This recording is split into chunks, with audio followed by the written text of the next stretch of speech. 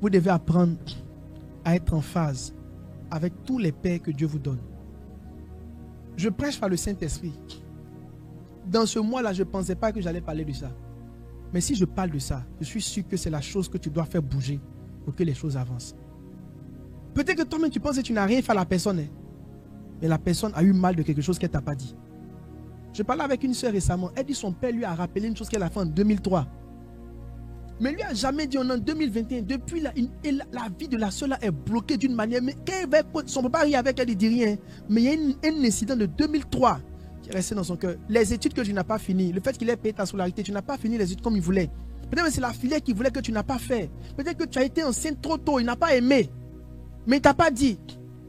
C'est qu'à sûr, ils t'ont géré l'enfant, mais tu étais enceinte au moment où ils ne voulaient pas. Ta grossesse a été comme une opprobre pour la famille. Ils n'ont rien dit, c'est resté comme ça. Mais ça seulement, ça te bloque quelque part et tu es en train de tourner en rond. Il faut que tu règles ce problème avant d'avancer.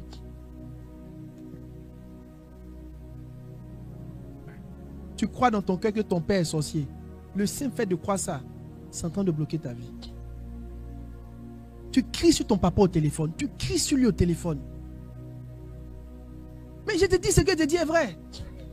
Ici, il y a des gens qui crient sur le papa au téléphone. Depuis, tu ne sens pas que... Tu sens que tu tournes en rond. Si tu es honnête, il faut t'asseoir. Il faut faire le point. Tu tournes en rond.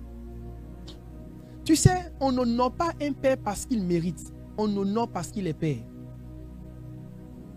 Un père ivrogne est digne de ton respect. Ne rentrez pas dans les palabres entre votre maman et votre papa. Ça ne vous concerne pas. Il y a des enfants qui sont allés se mettre derrière les mamans pour faire palabre contre les papas.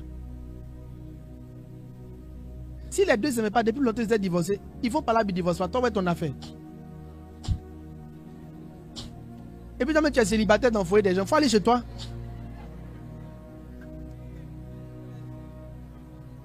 Il y a des mamans aussi qui ont injecté dans le cœur de leurs enfants les rancœurs qu'elles ont pour leur mari. Les femmes qui êtes ici, ne parlez jamais des choses que votre mari a fait en mal devant vos enfants. Les enfants ne comprennent pas. Ça va rentrer dans leur cœur. Et ils vont combattre leur papa sans le savoir.